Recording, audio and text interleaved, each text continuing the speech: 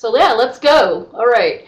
So again, everyone, welcome. This is Jeannie Kitchens. I'm with Southern Illinois University Center for Workforce Development. We're a Credential Transparency Initiative partner. And we also have with us on the webinar today Bob Sheets, one of the project's co-directors. And as I mentioned, some of my technical team members, but also Stuart Sutton is on, and he is our metadata expert, and he will be handling part of this presentation today. What I'd like to do is introductions. We're all going to get to know each other virtually in a sense, and hopefully get to all meet each other in person if we haven't already at some point. But if we could go around, and if I hope people are either connected by a microphone or connected by the phone, if we could do introductions and tell us who you are, the organization you're with, and I think it would be really good for everyone to know either what you do that intersects with this work, or your interest in this work, or why you want to be involved with this work. That would be really helpful. And why don't we do it like this so people aren't talking over each other. So everyone has typed in their names into the roll call pod. Let's just start at the top and work our way down. Mike? Michael Parsons with SIUC, a solution architect with this project. I'm Nate Argo with the CTI project. I'm a developer and interface designer.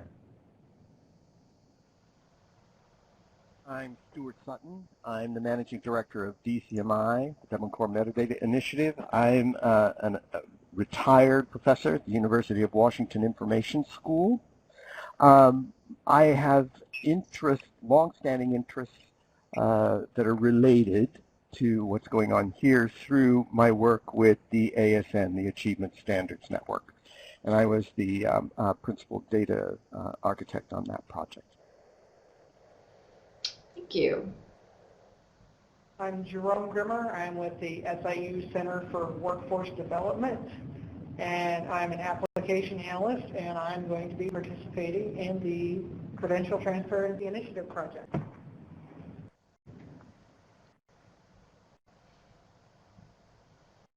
Damon, do you have sound?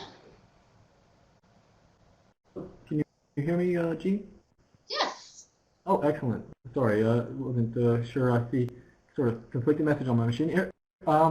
Pleasure to be here, Jean. Thanks so much for the introduction and the opportunity to be part of this. I'm with the Advanced Distributed Learning Initiative. We're very focused on doing research and development around learning technologies, and with the military in particular, who have a need for greater understanding and use of these shared meaning of credentials. And so very to be able to be part of this, look forward to working with all of you who are working on related efforts. Thank you. Thank you, everyone. Thank you. And Jeff, do you have sound? Yes. Can you hear me? Great. We can. This is Jeff von Monkwitz-Smith. I'm Assistant Vice President and University Registrar at Boston University for another 6 weeks or so. I'm representing ACRO, the American Association of Collegiate Registrars and Admissions Officers. Served ACRO in various roles, including VP for Information Technology and President. I'm also working on a project with ACRO and NASPA, the Student Personnel Association, that's funded by the Lumina Foundation on the comprehensive student record, working with a dozen or so institutions. Great. Well, thank you. And Lauren, hello. Do you have sound?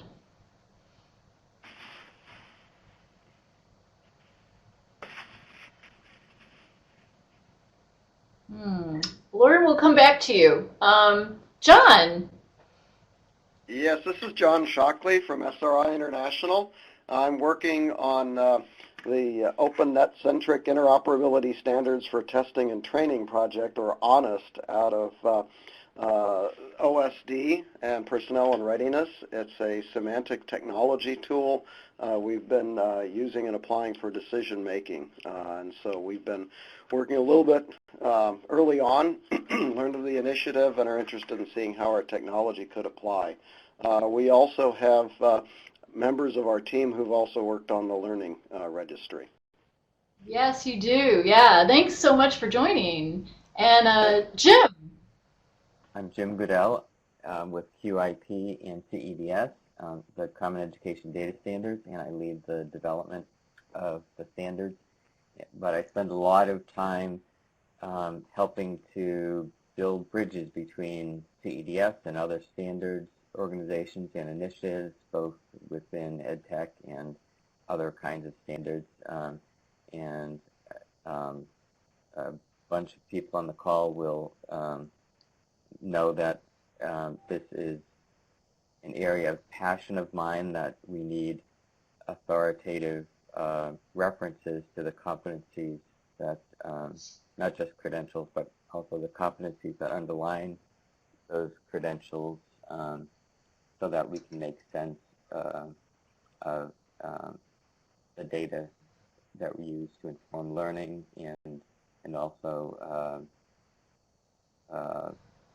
make sense of what that means. Great, thank you. And what do we have next? Rob. Do you have sound, Rob? We don't hear you, so we need to come back to Lauren and Rob and make sure you're unmuted if you're on a phone. If you're connected by mic, we're not picking you up. So let's just go ahead and move down and let's come back, and go ahead and speak up though if you when you do get sound.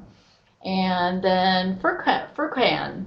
Hi, this is I'm Firkin. I'm a partner at Extension Engine, and we're actually a consulting company of about 200 people, and we specialize in building online learning platforms for some institutions. So our level of interest, some of our clients are Harvard Business School. We built HBX, which is an alternative credential called CORE.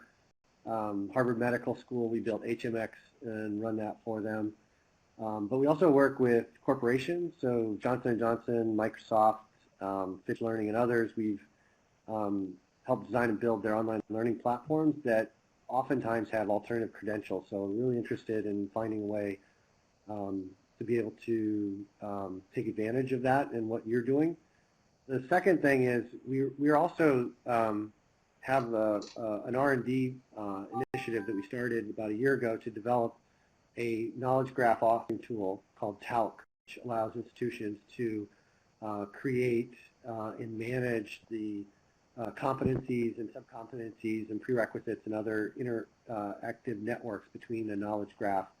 And that's something that Dr. Sheets and Dr. Crawford and you've discussed about potentially being something that could intersect with the initiative. So those are our two areas of interest. Super excited, and thanks for inviting us. Yeah, well, that's very exciting. So thank you for joining. And Carla, hello. Hi there. Hi, everybody. I'm Carla K Lee, and I am with IMS Global. And some of you might know me from just a historical background of working in the open badges world and recognizing that alternative credentials are an up-and-coming initiative. So at IMS, I'm focused on the Competency Framework, which is in some ways kind of a little mini version of the work that's taking place with CTI, starting to look at how can we more fully flesh out the criteria portion of the open badges specification so that there is a stronger framework that people can begin to build from. And then additionally, there are other initiatives in addition to the CTI, also the Connecting Credentials work that I'm working with, as well as the ACE work, which is the Connected Credentials. And I'm sure at some point somebody's going to mention the W3C Credentials initiative taking place as well. So all of those things are related to the work that we're accomplishing, and super excited to be a part of this conversation. Well, thank you very much. Hi, Alexander. Hey everyone, I'm Alexander Repak and I'm the Director of Engineering at Credly.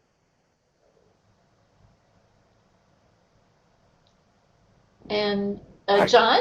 Hi, this is John. I'm the COO with Credly, and I'm very happy to be here. Oh, we got some reverb there, John, when you were talking, so I don't know if you're on the phone or the microphone. If you're on the phone, make sure your speakers or your microphone's muted. But thanks, welcome. And hi, Joe. Joe, do you have sound? We'll give Joe a minute. And I see Lauren, thanks for typing in the chat. Sorry you're not able to connect your microphone. If you want to call in, it's totally up to you, or just use the chat. But thanks for I called in. I'm here. Hi. I called in. I don't know what was going on with my mic, but it wasn't working. So. Darn it. Yeah, but anyway, I'm with the Department of Labor. I work with Pam Frugally, and we have the electronic tools in our area, ONET, Career One Stop, the Industry Competency Model website. And so that's why we're here. That's why we're interested. We have a couple of different tools that contain information related to credentials.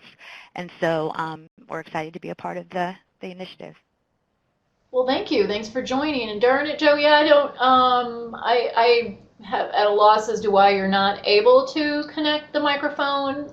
Maybe after this we can get together, we can test out a couple of things. But let's go on, then we'll circle back to Joe. Hello, Joel. Hi everyone, Joel Hernandez here. I'm the CEO and CTO of Illumin. We're very active in the IMS standards and as a curriculum and assessment management platform for the big community colleges. This is obviously a really big area of interest and support for us. Well, thank you. And hi, Jonathan. Hey, Jean, it's Jonathan here. Good to see you. So I'm Jonathan Finkelstein of Credly. Pleased to be part of this. We're focused on helping make digital credentials that are earned by people around the world transparent and marketable and useful. And a lot of the folks who issue on Credly would certainly benefit from the initiative that we're all part of today. So glad to be here. Excellent, thank you. And thank you for your well-represented group. Appreciate that. And Mark, hi Mark. Hi Jean, hi all. Can you hear me okay? Yes. Terrific. I'm the CBE facilitator for IMS Global.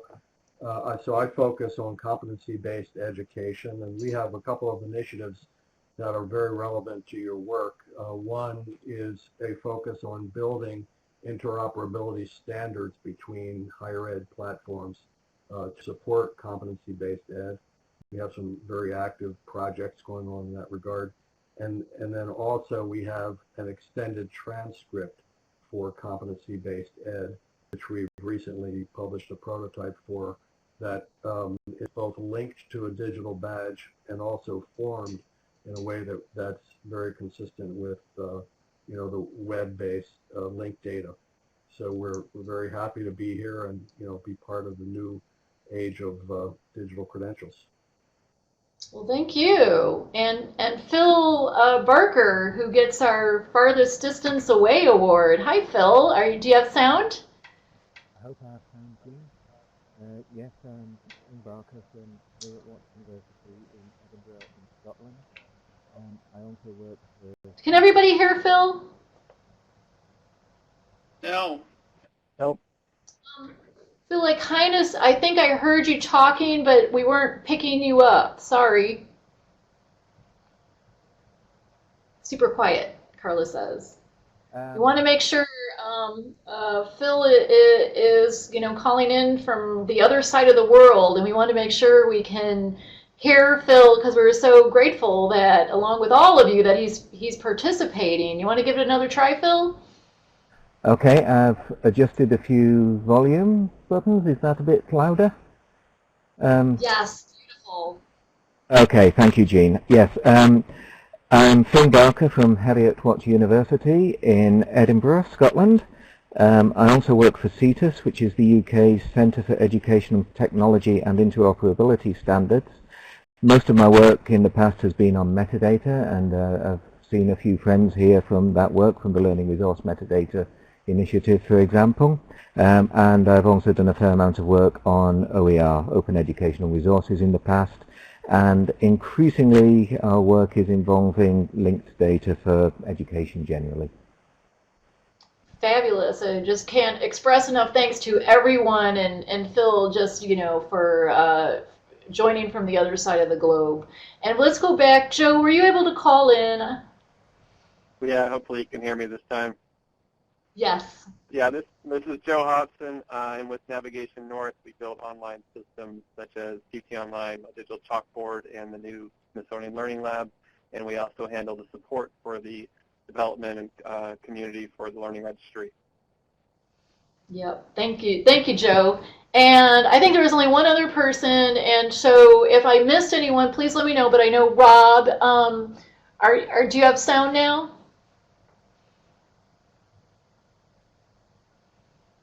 Ah, none. Darn it. Sad face. Hey. Oh, was that Rob? Yes. Yes. Now we hear you. Okay, good.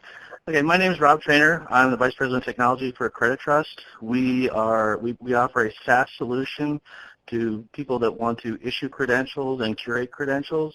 All of our stuff is based on open standards such as JSON-LD and the Open Credit Initiative, which we are a founding member of.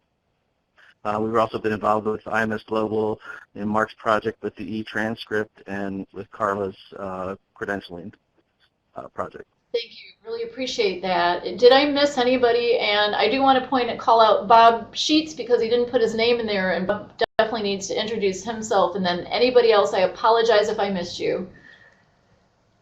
Yeah, this is Bob Sheets. I'm a research professor at George Washington Institute of Public Policy, and I'm happy to be part of the CTI team. Most of my work, probably in the short run, will be focused on the employer uses and applications. But I look forward to learning more and hear the discussion. Great, thanks, Bob. Are we good to go to continue? Did we cover everyone? Okay, I'm going to go ahead and turn off my video. You've probably seen enough of me. And I'm going to go ahead and pull this chat up. So let's just keep everyone able to use their audio at any point. We'll only mute if there's disruptive background noise, and Scarlett can keep an eye out for that. We could use the chat. I want to encourage using the chat at any time.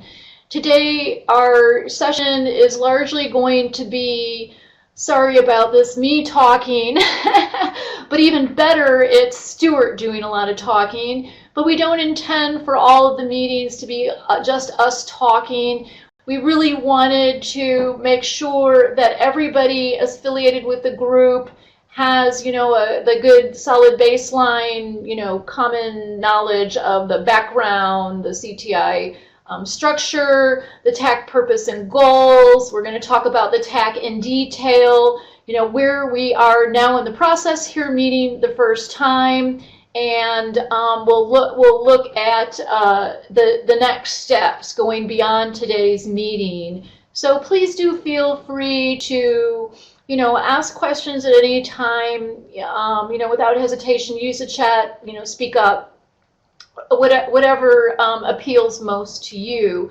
Now, for some of you, we've intersected recently in various meetings, or even in Austin at the IMS Global Summit.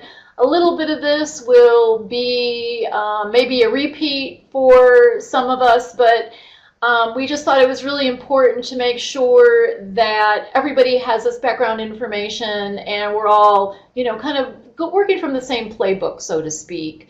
So I want to begin by covering the CTI Scope of Work. So this is a project that's funded by the Luna Foundation, and it began in July of 15.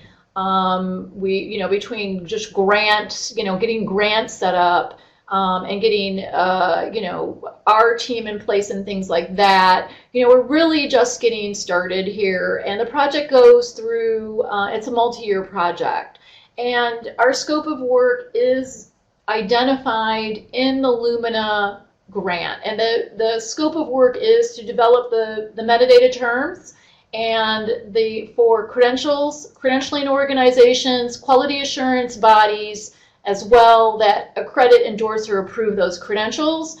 It is to create this voluntary web-based registry and to test it with roughly 100 pilot site partners. So while we have the TAC going, paralleling with that, we've been holding webinars and inviting pilot site partners. And those pilot site partners are organizations that hold and issue those credentials, or they are the quality assurance bodies. And then, and we need those as partners because we want to collaboratively, you know, get their credentials, get their credential information. Then we're going to develop and test software applications, and we'll talk more about that specifically as to what those applications are. I always just say apps in abbreviated version, and it would be web app, but we'll build it so it could, you know, be web and mobile app, but that question always comes up, so wanted to mention that. So there's some work already done that leads up to where we are today. And Bob Sheets, who is, you know, with us today, is one of the key people behind this work that already has been done. And some of you who have joined this group were part of that initial work, where basically a very large group of stakeholders, and there's a listing of them that was included in your invitation email, from across organizations and across the nation, was convened by George Washington University, WorkCred, /ANSI, and research was done. So there were papers written, there was initial reviews and inventories of various schemas, frameworks, and identification of some initial ideas for those related properties and vocabularies for credentials, trust and quality, quality assurance, and competency frameworks. So there was quite a bit of research, there was quite a bit of discussion and interaction with the stakeholders who were involved in that initial work, and that led to Lumina, who also funded that first phase, agreeing to fund the second phase of this pilot period. So in the big picture, you know, what it looks like with this visual is that we're all co-engineering this together. So we're, you know, just getting the pilot partners identified now. We've assembled our TAC, and we're going to be focusing on this domain here on the left, the credentials, quality assurance, trust and quality, competency framework / resources. And we'll be doing the credential registry pilot with the credential directory app and designing up to 3 other apps, building them if we get additional funding. So when I'm talking about describing the credentials, we're talking about, you know, the very broad range of credentials, including, you know, digital badges, and then ranging through diplomas onto industry certifications, to post-secondary degrees, you know, occupational licenses. So really the full range of the various type of credentials. But we are also looking for a concentration in manufacturing, healthcare, and information technology. So we can have a good representative, you know, fairly large sample, we hope, of a wide variety of credentials in these industries for testing the registry and the directory app. I mentioned that we're working with what we're calling pilot site partners. So those will be organizations that hold and issue credentials or quality assurance type organizations.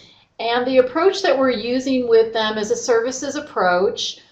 we are not, at this time, we don't have subgrants to award.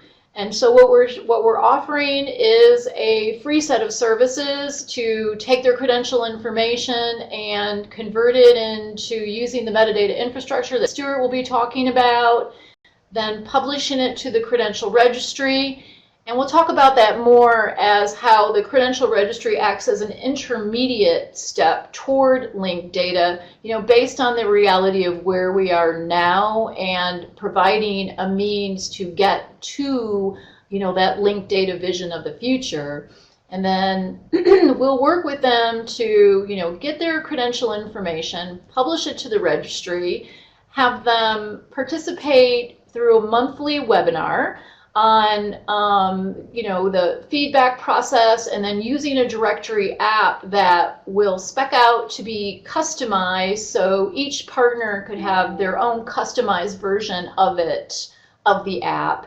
And then having a written document, so a document for each pilot site partner organization that would identify where they are now in terms of their online presence, in terms of transparency, from a technical perspective and from a transparency of information perspective, and provide some steps and things that they can do to enhance their transparency and online presence. So the pilot sites, it has to be a two-way communication between the pilot site partners and the CTI team, for this to work. So we provide the services. There's, participation from the pilots where they're going to identify a couple of staff to work with us. They're going to have to give us access to the information, minimally participate with those monthly sessions, provide us some feedback. And as a part of this project, there is an evaluation framework. And so the evaluation will be looking across all aspects of the project and how it's going, and we can talk about that maybe in a meeting or two ahead and get into that a little bit more.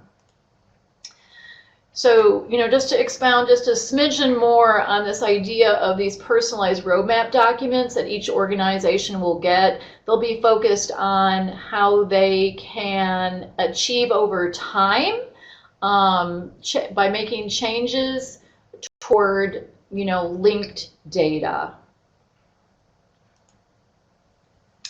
And the basis of the roadmap discussion is the 5-star rating of linked data. We wrote this a little bit differently than the standard kind of 5-star rating language on the web, only because the point here is to, even at 1 star, raise awareness and understanding of the vision for transparent credential and related assessment information. And so we're saying not only should the information be transparent in terms of, machine readability, but also in terms of information for humans being useful and including the related assessment information.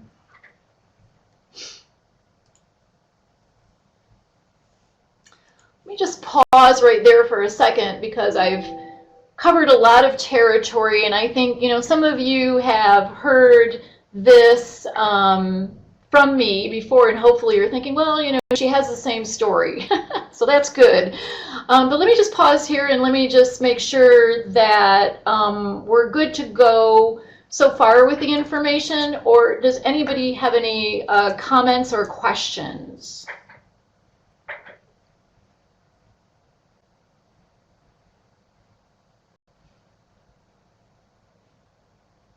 Hey, Jeannie, this is Carla. I have a question.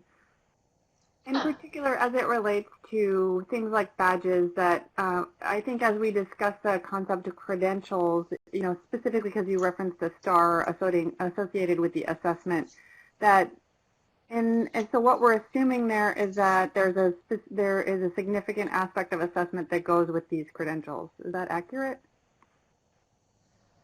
that there is an assessment that goes with the credentials? Well, what we want to do is identify all of the potential, and you'll keep us hearing us use this word descriptors as Stuart segues us to more appropriate metadata terms, but we want to identify all the potential ways of describing a credential. So they may not all have an assessment, but for those that do, we want to make sure we're identifying that full gamut of relevant information.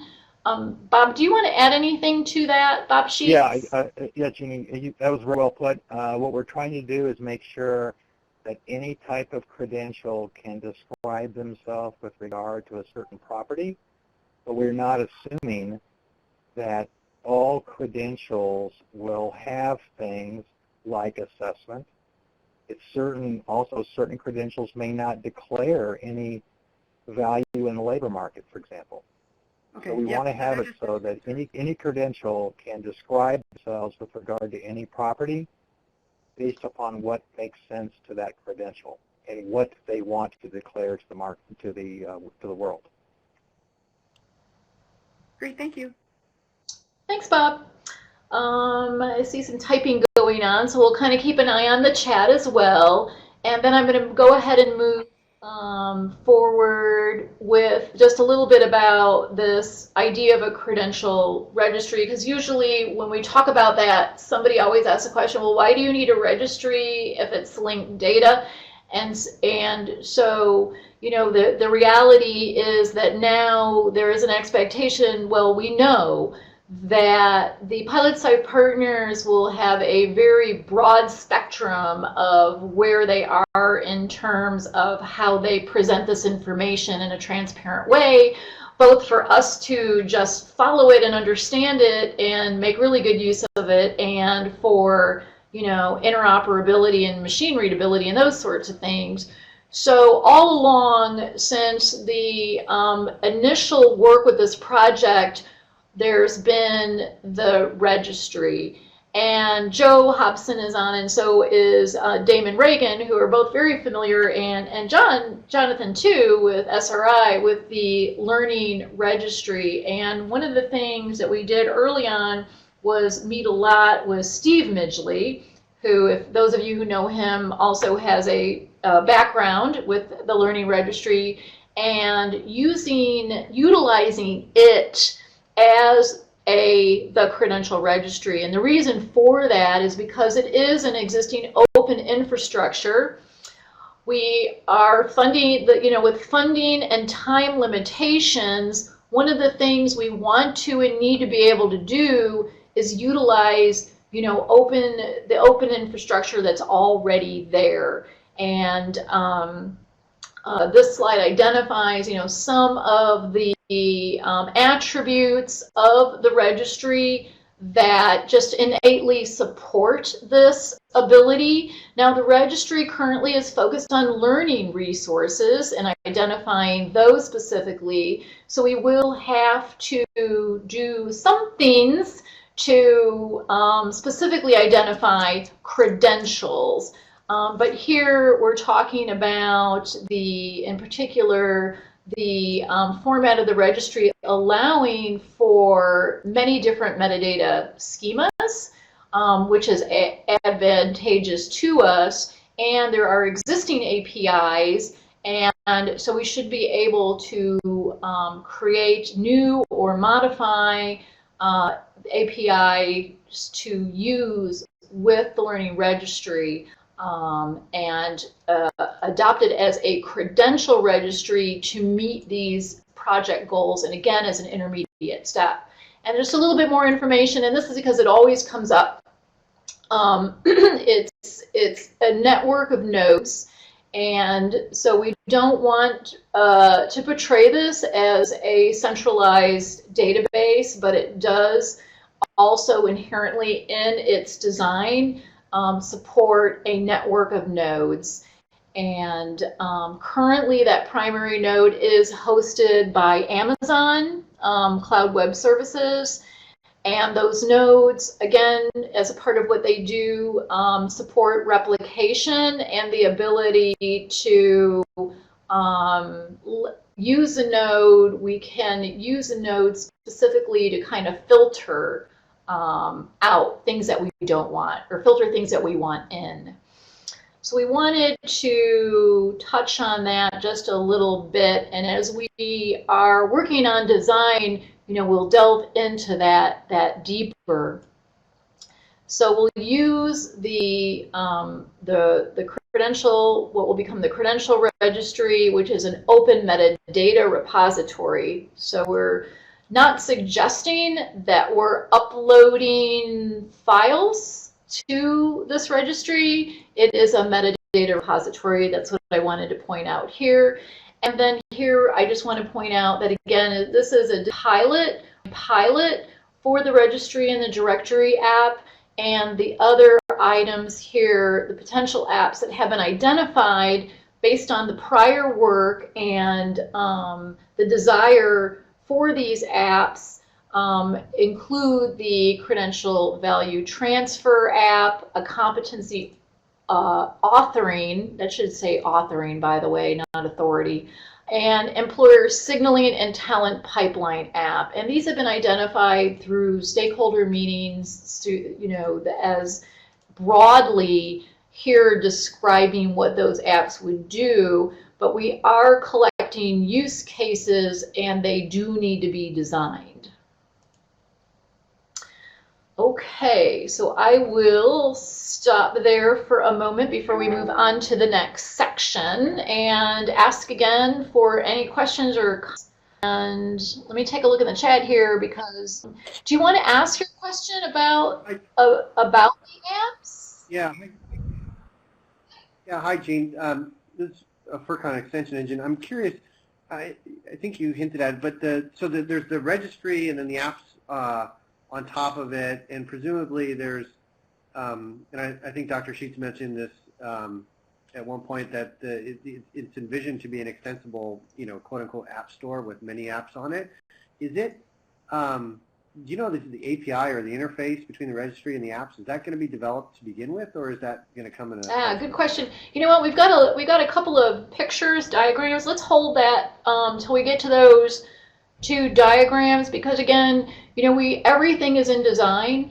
Now the Learning Registry exists, and luckily we have multiple people who are very familiar and could address any technical questions about it.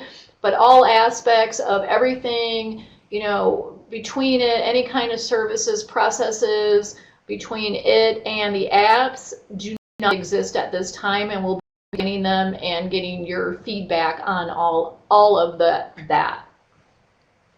And yep. Oh, hey Phil, you have a question? Yes, Gene, I want to ask it now because it might get embarrassing to ask it later. What's actually going to be stored in the registry? Is it going to be information about credentials that are available? For example, saying that Heriot Watt University is offering a degree in a particular subject, or is it going to be information about credentials that individuals have? For example, saying that I have a degree from... Phil, that was an excellent question, and actually further on back when we get to Stuart, he has an in-scope, out-of-scope slide, and it is the first half of your question, so it's dealing with the I am this organization and we offer these credentials, we have these credentials. Not the here is my credential. And so that visual will definitely help with that. But that is an excellent question. There's no such thing as bad questions here. Hey, Jim, do you want to ask? The personal data is... Excellent. Good. I've known Phil long enough great now minds. that That's what they say. It's true. Thanks, Phil. All right, so let me, I'll move on then. So what you're seeing here is the structure. We have a committee structure. And to me, what this means is it's a feedback loop. So we're here as the staffing. We have our executive committee. We have a stakeholder advisory committee. We have an evaluation committee. You are the technical advisory committee. We have pilot site partners. We have potential to break this committee out into kind of subcommittees based on these kind of topical areas here. And all together, it forms a collaborative. So the collaborative is not a separate group. It's not a separate committee. It is the input of all. And so it's just a giant feedback co-engineering process that we want to have in place here. And I think that's the main, takeaway I'd like everybody to have with that. And then we have, of course, we have a timeline because we have a grant that ends and it has an end date. So we have to have it all done by here. And so what you're seeing here is really the three big hunks that we already talked about. It's the working with the partners, it's the metadata infrastructure, the credential registry, and the one app, implementing it for the pilot, and then just getting some design work done for the three others. So with that said, we are, I think, with our scope and with our timelines, part of the challenge will be, of course, staying within scope and the funding. We're going to be doing this, and another reason to use the learning registry, right? Because we're going to be limited by time and funds. So as part of things that have been happening now that I had mentioned, we have a pilot site partner questionnaire that's being developed. And all of you we're going to give you this questionnaire. I thought it'd be better to just give it to you after this meeting. And what we'll be doing is putting all these documents in a shared drive, or they'll be available through the technical planning website. But this has been a work in progress. It's been through a few iterations now. And the point of the questionnaire is to inform the metadata, the vocabulary. And so it has a purpose of 3 categories of information that we want to get from the pilot site partners, including, the type of credential, the credentialing organization, what is inside the credential, so to speak, and other key characteristics or relationships about the credential.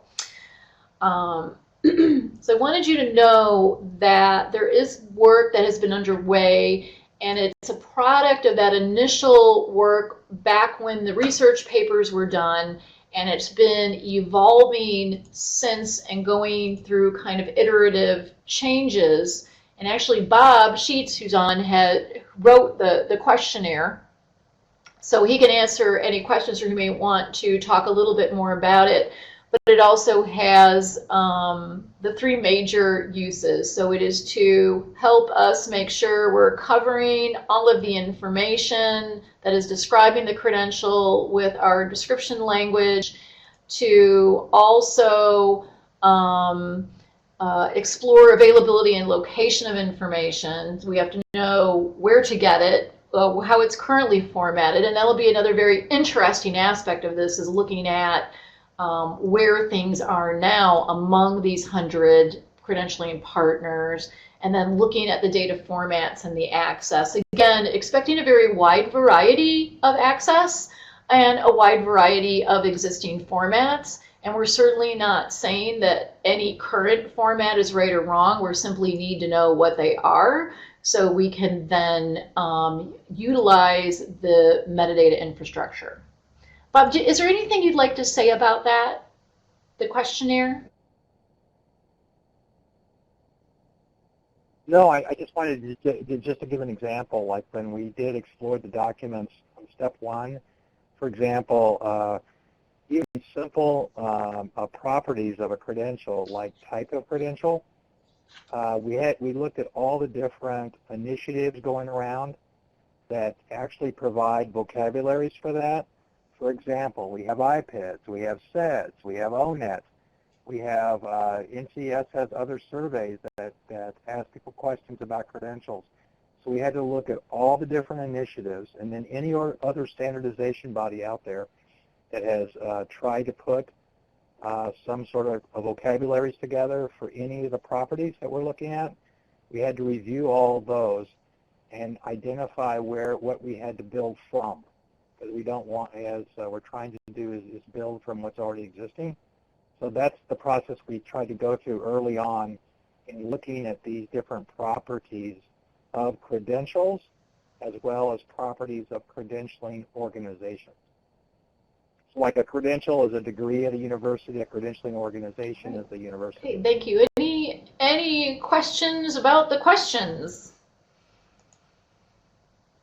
Because we're also developing a similar approach for the quality assurance, and actually I believe a group is meeting today that one of our co-directors was leading to look at the quality assurance aspect as well. And so again, we'll definitely give all of you these documents and ask for your feedback as well, because we're perfecting them through an iterative process based on feedback. And then we will be using that to, gather the information, or at least to kind of benchmark level set the information, although we anticipate having to ask additional questions. All right, let's see here. Oh, okay, yeah, and the comment on the other 3 apps dependent on initiatives,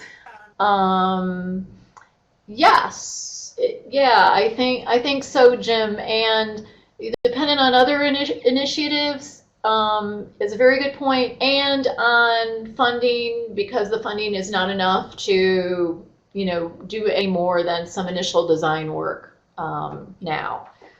And then I see Joel asked a question, and everybody should still be unmuted too, so feel free to, speak up as well. But let's see, how are we aligning these two emerging state national initiatives, e.g. Texas Higher Ed Coordinating Board or Colorado CC Skills Profiles?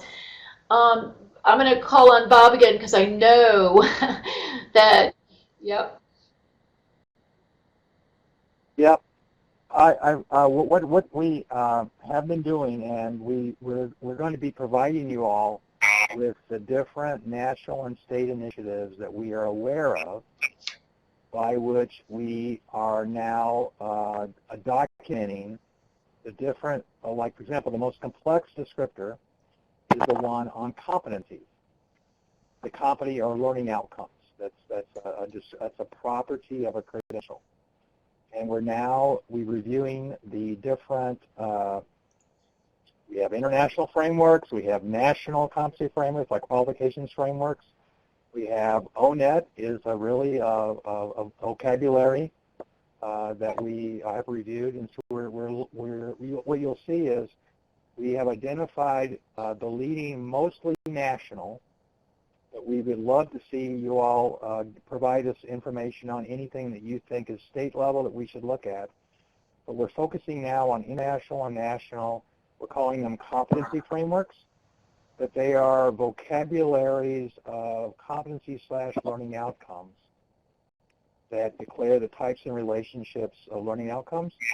And we're trying to document those and lay those out just like we are exploring the type of credential as a property. So we'll be sharing that with you, but I urge you all to please bring us into attention to anyone. Yeah, so that was really good question, Joel, because yeah, one thing that definitely Bob is very thorough, and he's looking across all of these, but we do need to make sure that we're intersecting and looking across anything. So everyone in the group, please do, share any information you have. Don't assume we already have it.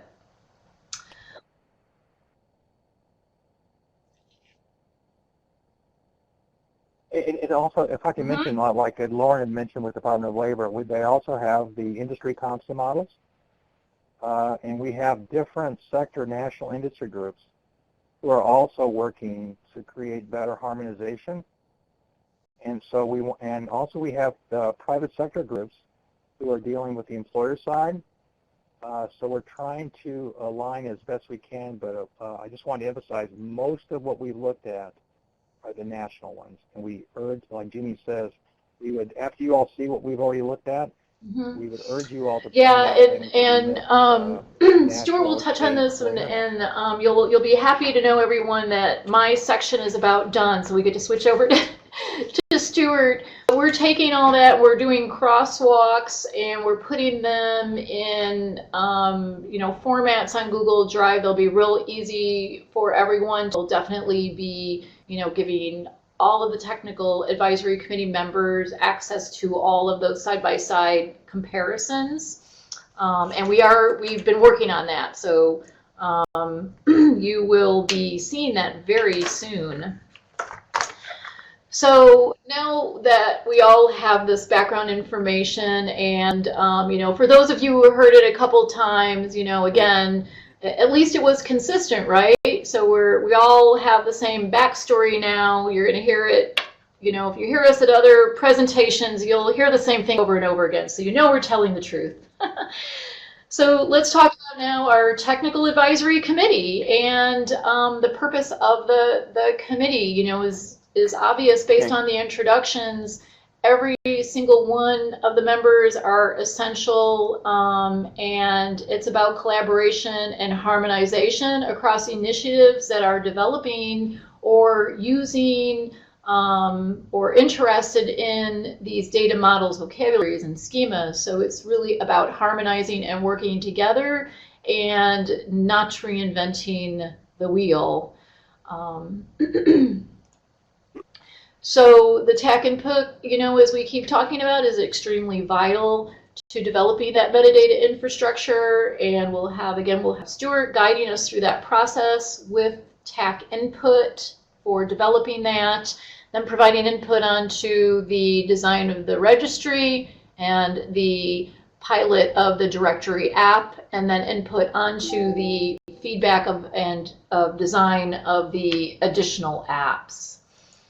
So I am going to stop there and see if anybody else has any other questions, and if not, take it away, Stuart.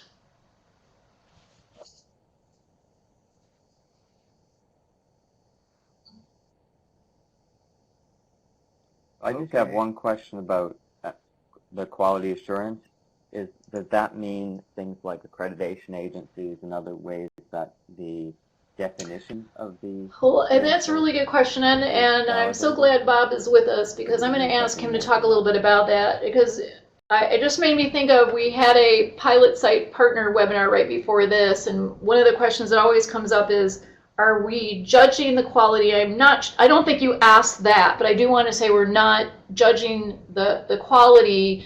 But through the quality assurance, we just want to have a common language for describing those quality organizations that already exist and are responsible for assuring the quality of some credentials. And I think, as Carla alluded to, not everyone has that, so it's not applicable to all.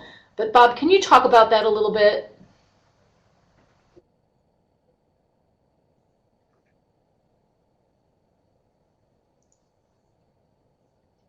Yes, just like we're trying to have people communicate the type of, the credentials in terms of a common set of properties.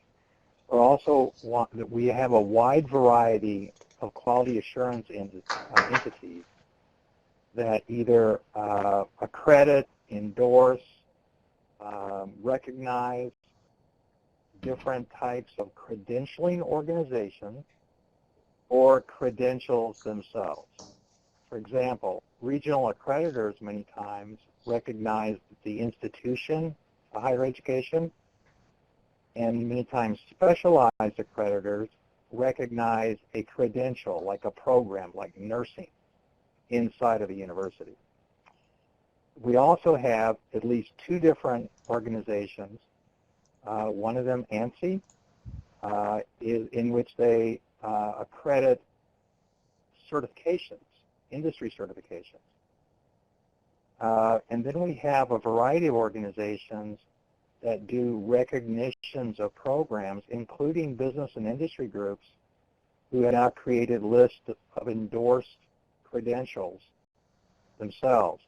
So what we're trying to say is no matter who you are, we need to know what are the criteria you use to endorse or to allow to either endorse, recognize, accredit, the processes by which you go through, and how do you communicate the status of any credential or credentialing organization with regard to your criteria and processes.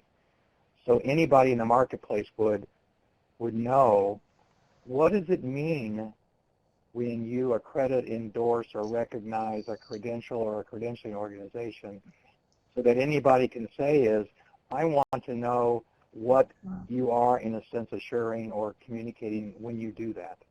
So that's what we're trying to do, and that meeting is being held tomorrow with the different QA bodies to really do the same thing we have been doing with the credentials in terms of looking at all the different vocabularies for each of the properties.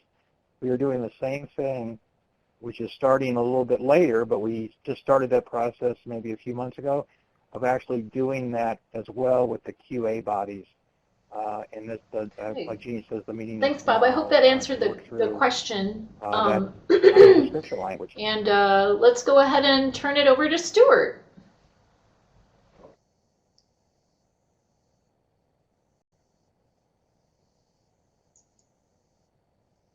Okay, thank you, Jeannie. You may hear that I'm a little bit hoarse. I have a little cold, and I hope I can last for our remaining time. We have about 25 minutes, and I'm going to try and give just an overview of the of basically the metadata process, the development process that that we'll be following, CTI will be following. You've already seen a version of this figure earlier. Jan showed you that included much more information. Now, I kind of boiled it down to the CTI technical team, our project staff, and then the technical advisory committee, us, the TAC, and how those relate to some of the earlier work. So as you can see, the CTI technical team will actually do the implementation and do the heavy lifting around the work of documentation and stuff of our work under our guidance, under our advice. And I'll be working with Jeannie and others to kind of manage that process. The figure also shows the prior work, the stakeholder data analysis. That's all the stuff that Bob's been talking about that preceded where we are today. So the Technical Advisory Committee is, in essence, responsible to the technical team and the implementation. The technical team is also the ones responsible in the end for the applications that have been specified in the Lumen plan. So that's basic structure. Oops, my keyboard doesn't work the way I thought. I want to start with some givens, some metadata design objectives that that flow out of the earlier work and have informed and will inform what we do.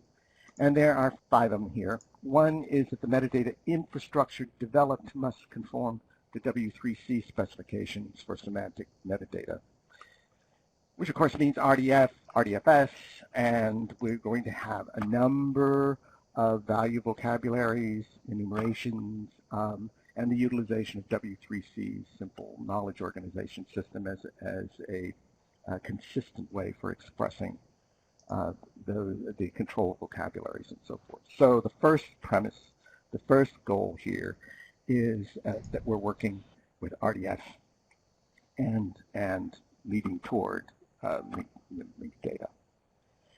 Second, the metadata model that we devise needs to be syntax independent and support an array of serializations, which is somewhat native to RDF and RDFS, but that instead of us making a determination of syntax and stuff up front, we instead model on the basis of graph modeling and put off the serialization issues that will come into play with the apps and so forth until later, but that we support, as do most RDF-based environments, multiple serializations of the data. We want to reuse existing metadata, existing community standards wherever possible, and to avoid reinventing unnecessarily. It's a kind of a standard tenet of the mixing and matching nature of RDF and linked data that we will work with existing, well-known standards wherever we can to support interoperability. And this next one's a big one. The metadata modeling must take into account the work of schema.org, providing the means for the CTI work or some portion of it to serve as a schema.org extension for credential description. So that's a big ambition. But that also, now of course, schema.org is also inherently based in RDF. It's an assertion language and graph models. But it does provide us with a mechanism for the utilization of community standards within the context of schema.org, such as pre-existing framework for describing organizations and creative works and things of that sort. And then the metadata model must be informed through transparent interactions with partnering and credentialing organizations and feedback from stakeholders. And a number of you here on the committee are part of that effort to be transparent and to leverage the knowledge and expertise as Bob and the team have already demonstrated in the early work of the initiative. We need to be able, with the metadata that we develop, to one on the left support markup, schema.org, sort of so a thin description set, a relatively simple description set, or that will support schema.org, and then also because we'll be generating in quotes records and so forth. For utilization by the credential registry and other adopting applications, we might want to lead, or that would lead us toward a fuller description set for richer description. So we have both of those on the table. With the development, for example, of LRMI, the thrust was toward the markup side, and the markup side is very, very important given the commitments and the goals of CTI. But we also have the reality that data in terms of record structures is going to be moving out into applications, the learning registry and so forth, and of course the credential registry itself. Okay, here's what's in and what's out. And this relates back to Phil and Jim and Carla's comments. What's in scope is on the left, and it's primarily resource description. So it's credential issuers, credentials, related entities around that, competency frameworks, and so forth. What is out of scope are the interactive aspects of what's on the right, the verifiable claims and so forth that are raised by credential consumers and so forth in relationship to assertions of credential holders. And Carla mentioned the W3C credentialing community, which is looking at a number of the issues on the out-of-scope side of the diagram. So our focus is, in essence, on resource description.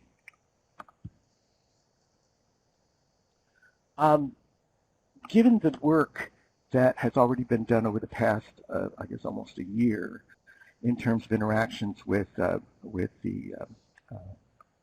stakeholder communities and their data and their needs, there is an emergent domain model emerging, and we know for a fact that we have at least the following types of things that we will need to be describing: credentials themselves, organization types, credentialing organizations that offer credentials, quality assurance organizations that recognize, endorse, and accredit these credentials, and the relationship of those entities to things like authored competency frameworks and other things.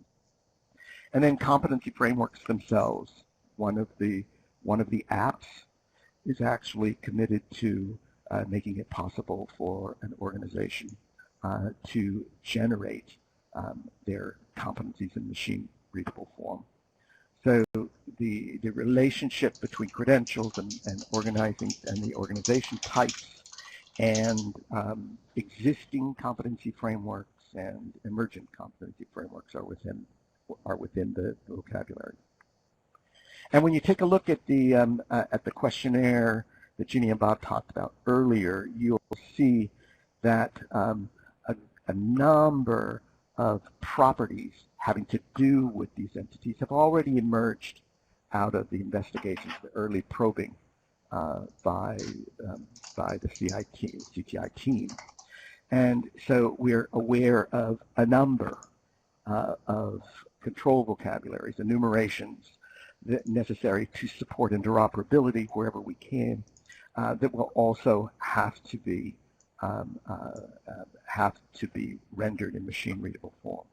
Now, it won't be our job to ferret out those vocabularies or to ferret out the concepts within those vocabularies. That's the work that has been going on prior to our coming together by Bob and team, and what the technical committee will synthesize for us from the data that they are collecting, so that we have synthesized data in order to make decisions and around classes and properties, and also around control vocabularies, enumerations.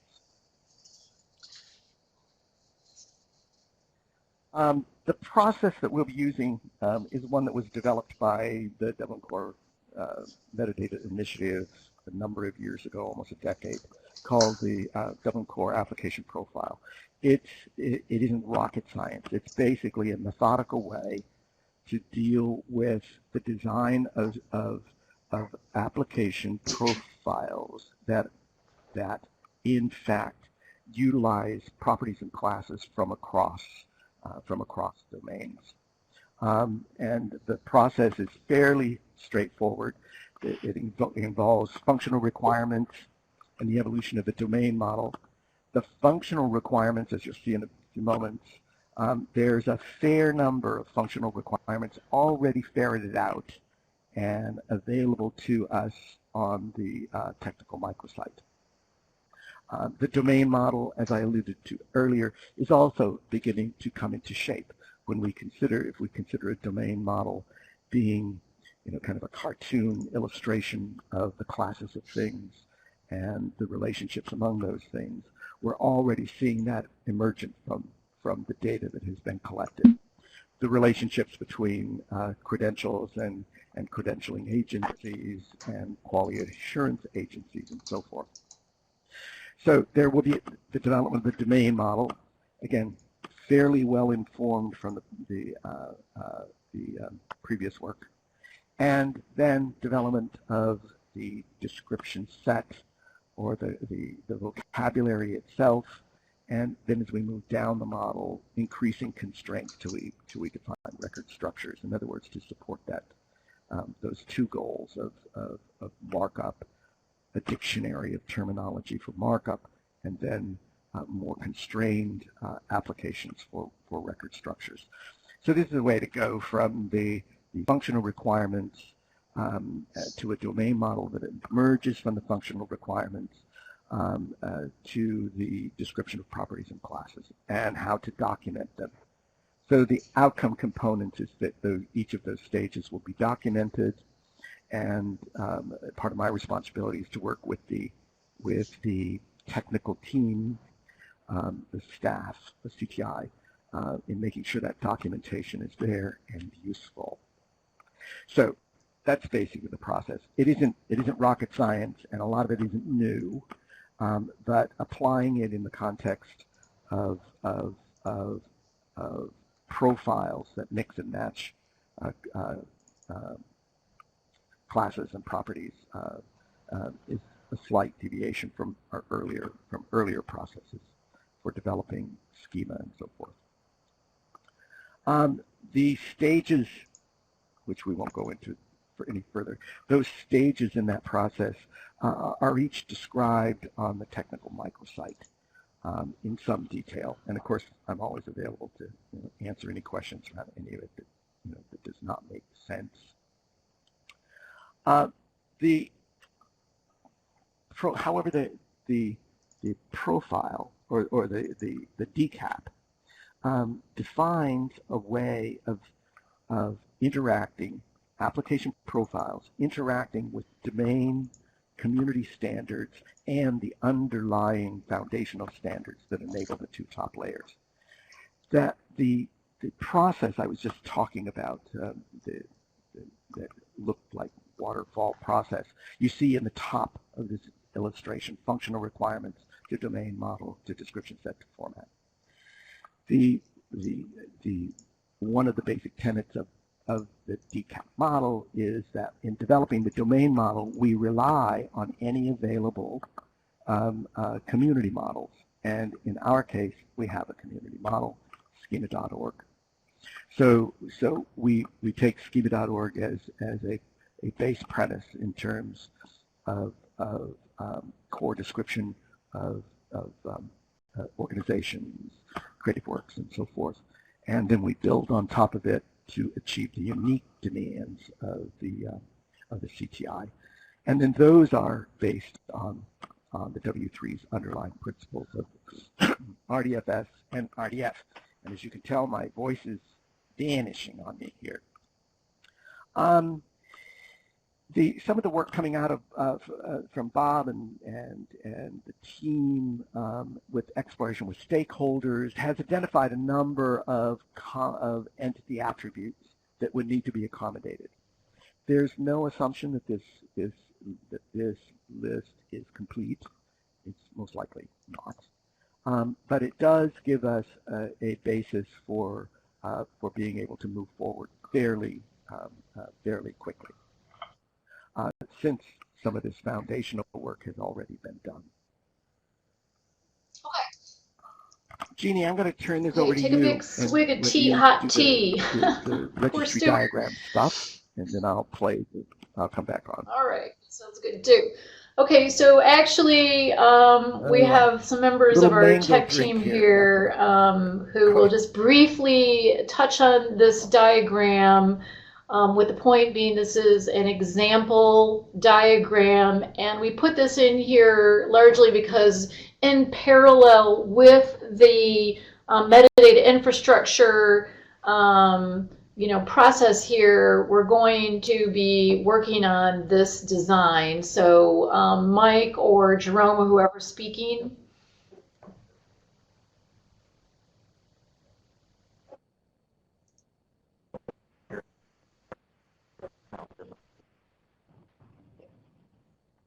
Okay. So what we actually have is a, there's my arrow. Okay. Okay, I'm not going to drag the arrow around. We have a credential registry node, and this is the main node, and then you can replicate to other credential registry nodes, and any individual organization can stand up their own node. when they do that, they can, if they so desire, filter what comes into it. And then communicating with the credential registry parent node is the credential registry system. That's going to be the directory app that Jeannie alluded to earlier. There are APIs to communicate between the credential registry system and the credential registry parent node. There are also going to be APIs to communicate with third-party systems. Different organizations, like I said, can stand up their own credential registry node, and there would be APIs to communicate between that. I did not click over to that, so I will turn it over to Nate, who's going to talk about the registry system. Okay. Well, real quick here, this is just kind of an idea for how a system might work that is set up to interact with the credential registry. Essentially, you would have I'm just going to bring up the arrow tool here. Okay, there we go. So you'd have a component here that is dedicated to communicating with the registry that's out there on the internet. And then this will take care of getting data into and out of the registry, and that data will be fed into the service layer, which serves as sort of a gateway to all of the data that's internal to the system. Everything in here is based on a common set of models, which are based themselves on the metadata that Stuart is working on. And so with that, we would have our directory application and then the design eventually for the other three. This system would be set up to provide a web interface for users for the directory, a set of APIs for other developers and whatnot, and potentially a crawler application that I think Jeannie can go into if she wants some more detail on that one. But yeah, this diagram probably looks a little more complicated than it really is. Basically, it's just a system that's set up to pull data out of and push data back thanks, to Nate. I think that's really, we just want to show these are examples that are concepts for design.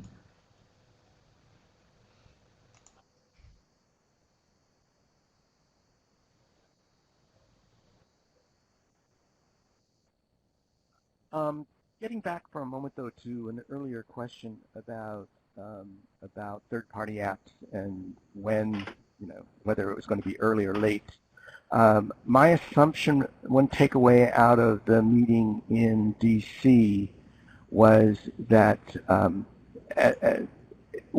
third-party apps being designed against the register against this data would occur as early as possible. Is that correct? No, this is Sabachi. That's my assumption, Jeannie. I don't know if that's, you want to comment on that? Was I not? Sorry, what was that last part, Stuart? Was I not clear? I'm sorry.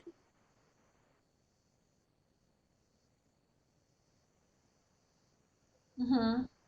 Nothing. I said I thought maybe I wasn't clear. I was just trying to relate back to an earlier question. I can't remember who asked it about third-party apps and whether they whether it was going to be third-party apps interacting with this data. Well, yes, They're I mean, our plan is to be as absolutely transparent as possible and put information out there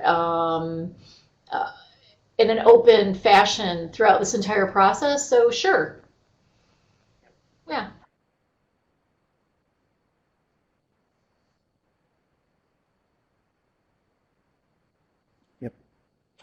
And also, like we are developing the directory application, but if you look at the other three application development, those are mostly to promote a community discussion with partners for developing applications in those three other families.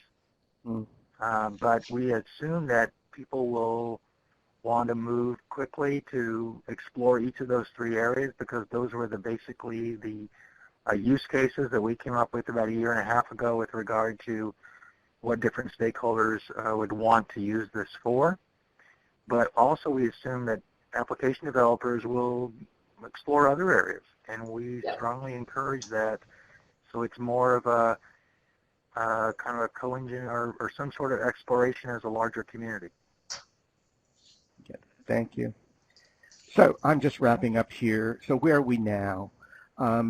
If we look again at the decap, the border in blue is there's been a lot of data collection going on that informs all three of those layers and will give us a jump start in moving forward.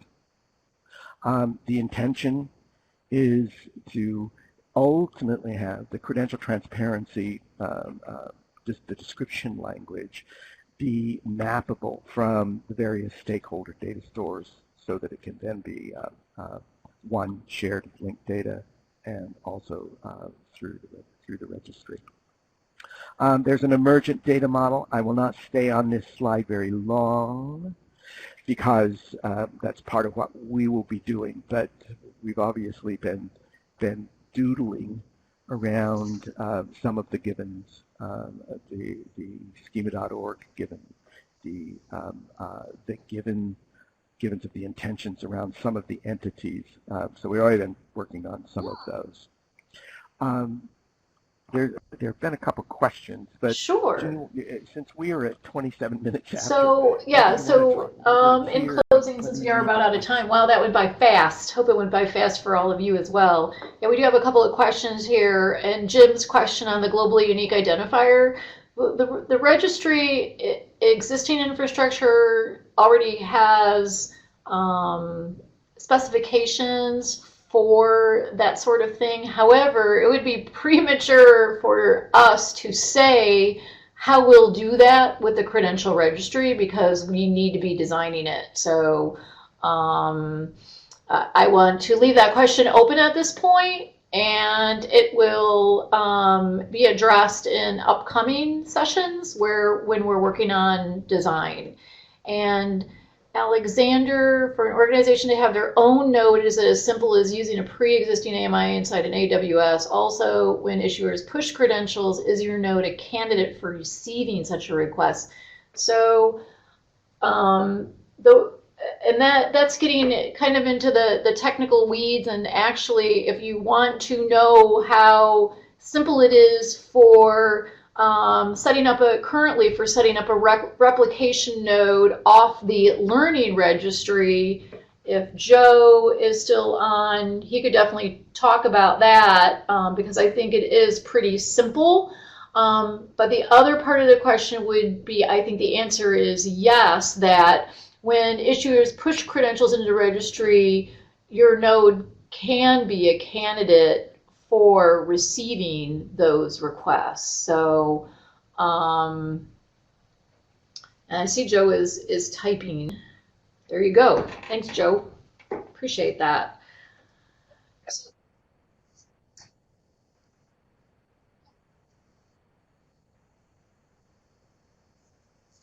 And if I could back up to Jim's question for a moment. Jim, my assumption, is maybe a naive assumption at this point, is that given the RDS nature, given the fact that globally unique URIs will be assigned not only to entities in the model, not only to credentials and credential providers and so forth, but also to control terms wherever possible, although that might be a challenge when you look at sets of control terms like ONET and so forth.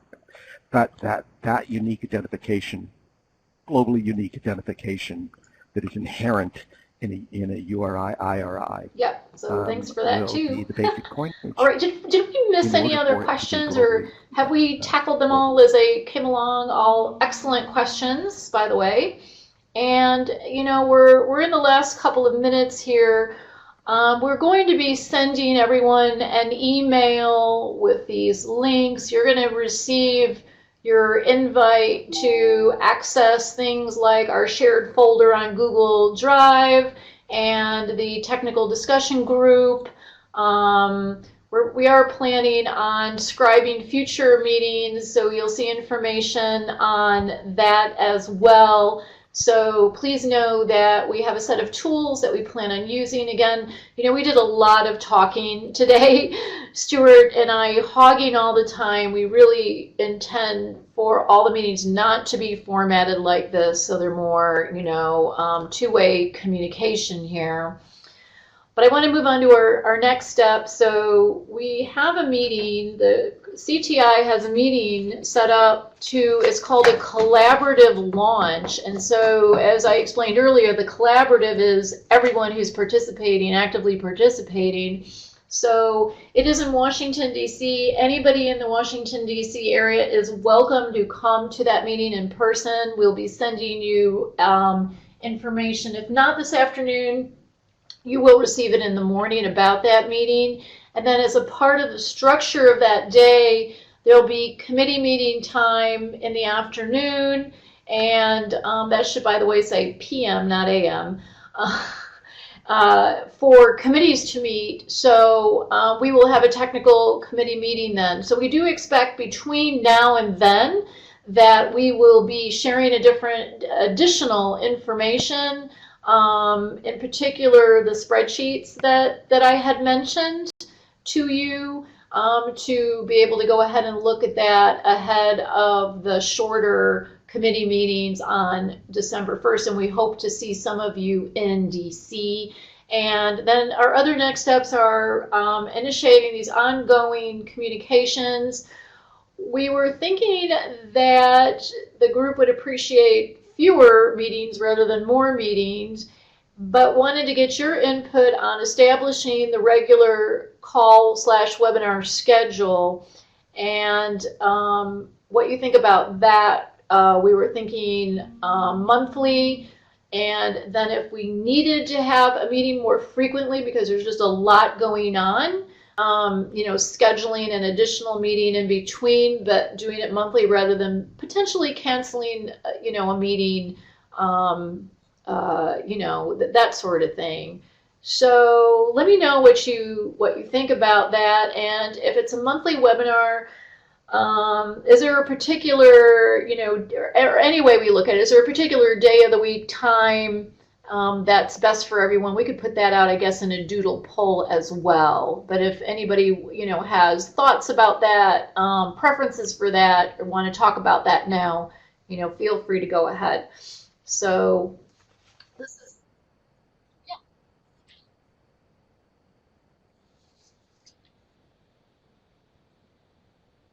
Hey, yeah, Jean, it does. It has a typo. Don't ignore the AM. meeting, it says, I think it's a typo there on committee meetings.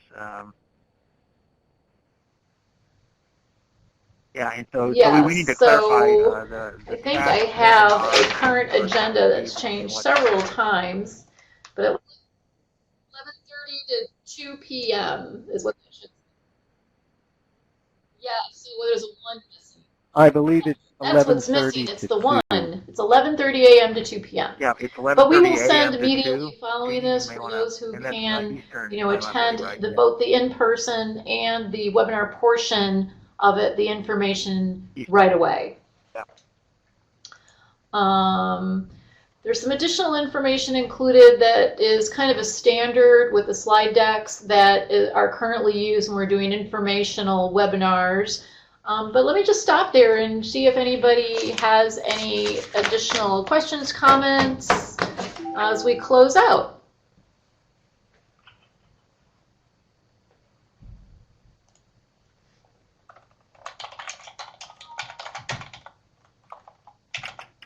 All right. No? Yeah, and thanks again, everyone, for This is way past your bedtime, isn't it, Phil? good. Okay. It's not too late. It's getting there, but not late. Okay, well, great. Thank you again, everyone. And, feel free to certainly contact me anytime with any questions, comments, ideas, things we need to be aware of. And again, we appreciate all of you joining the Technical Advisory Committee, and we are wholeheartedly looking forward to working with all of you. Thank you.